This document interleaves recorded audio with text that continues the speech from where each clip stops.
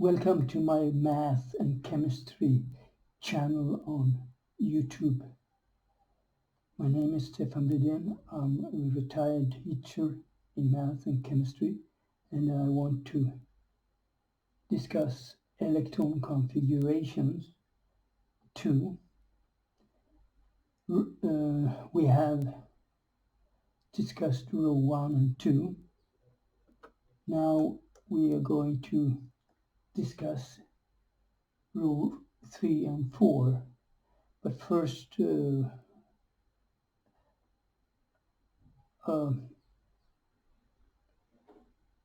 review of row 1 and 2. This is model of an atom, and we can see that we have one orbital in S. We have 4 orbitals in the second row, 1s, 3 p orbitals.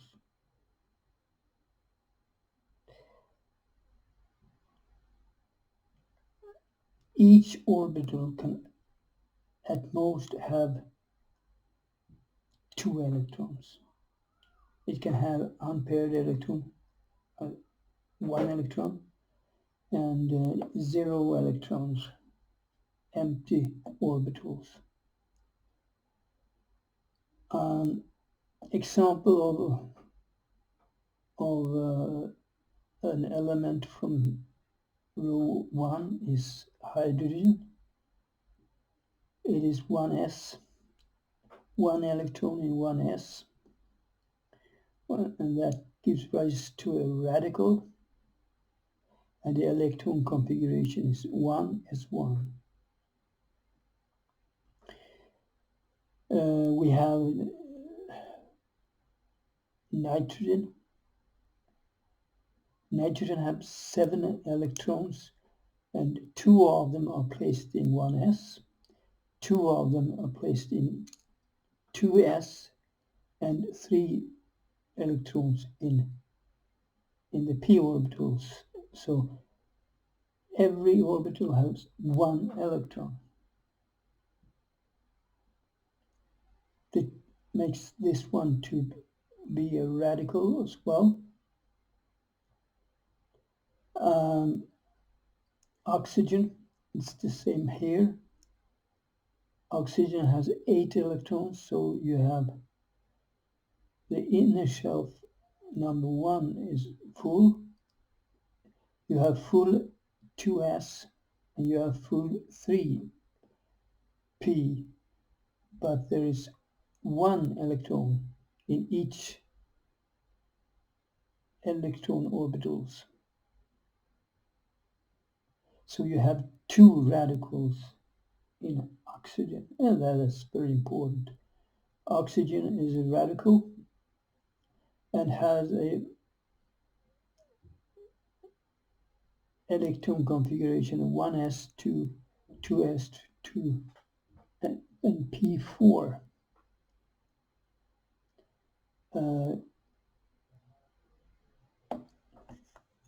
Now we go further to the electron.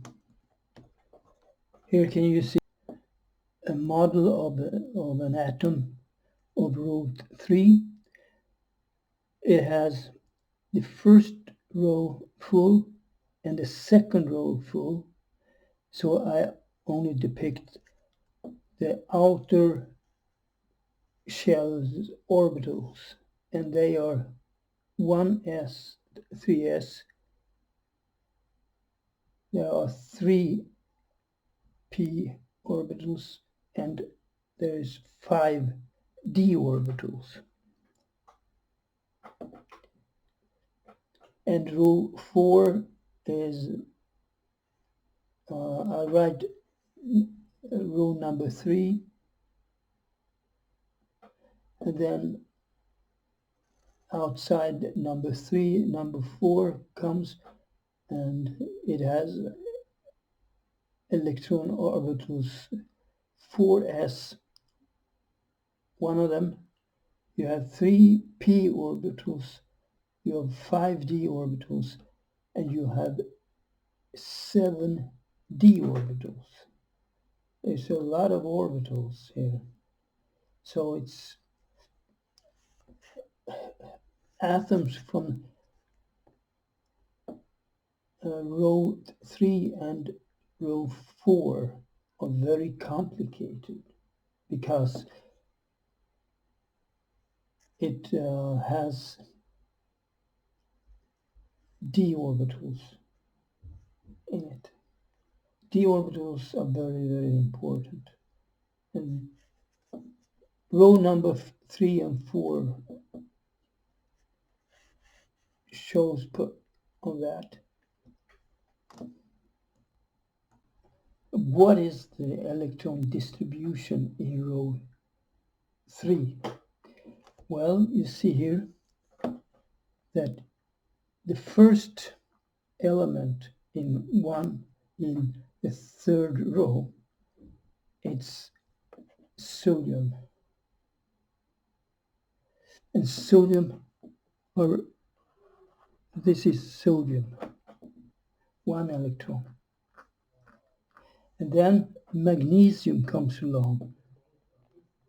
And then you feel it. So this is magnesium. And then the next one goes into a p orbital. So this is number 13. That's aluminum. Aluminum. And after aluminum comes silicon. So silicon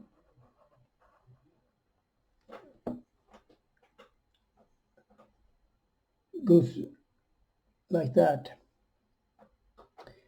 And after silicon, number 14, 15 comes along. And 15 is what? Phosphorus.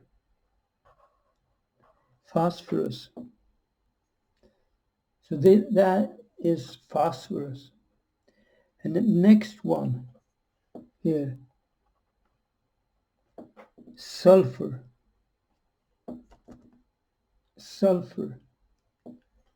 And that one is chlorine.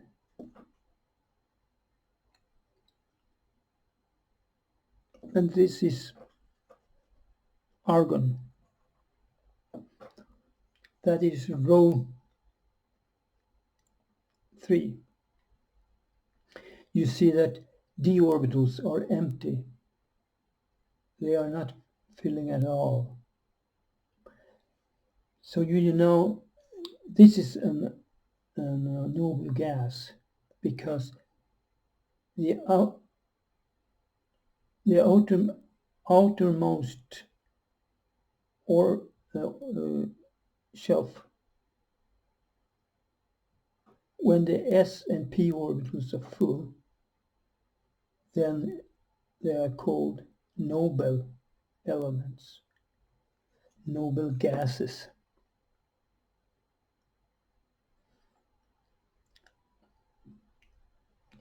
But d orbitals are not filled. So what the 3d?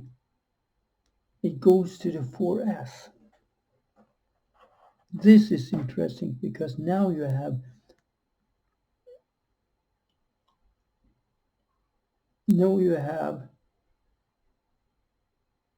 electrons. Yeah, so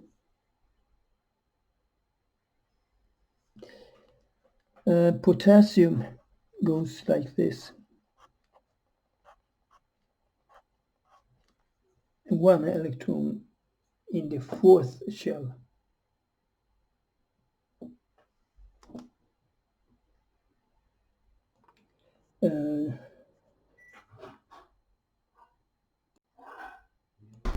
Number 19, potassium.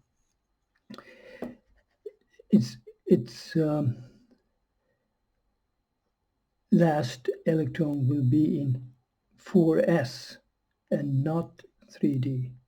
So you're starting to feel row 4 before you're filling the d orbitals in the third row. So there is a gap in the molecule.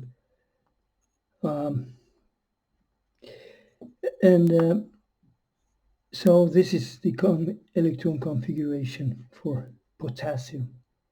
And the next element, it's magnesium. No, calcium, sorry.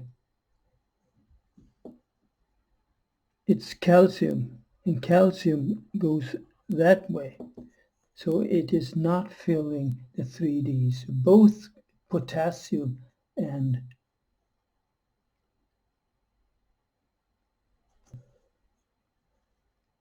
have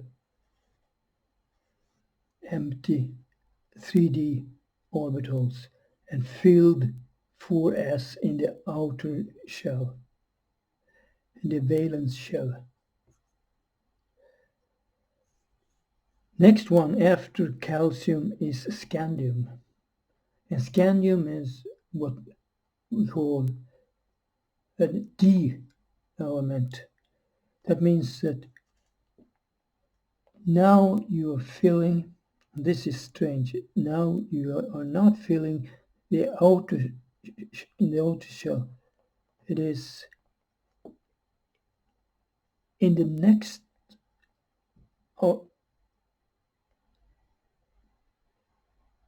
in the third row. And Titan goes that way. So you're filling one electron in each d orbitals. So this is vanadine, manganese,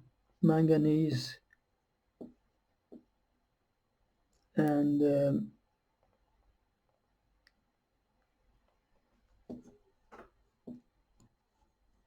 mangan, iron,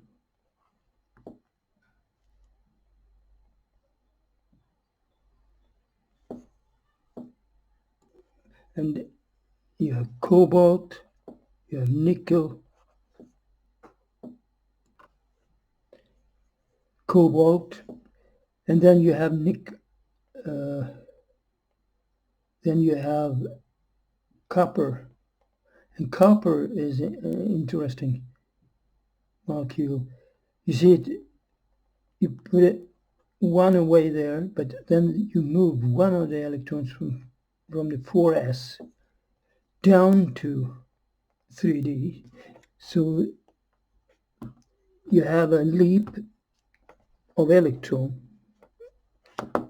from number 1 down here. So there's only one electron in the shell. So there is one electron in the shell. That's the important one.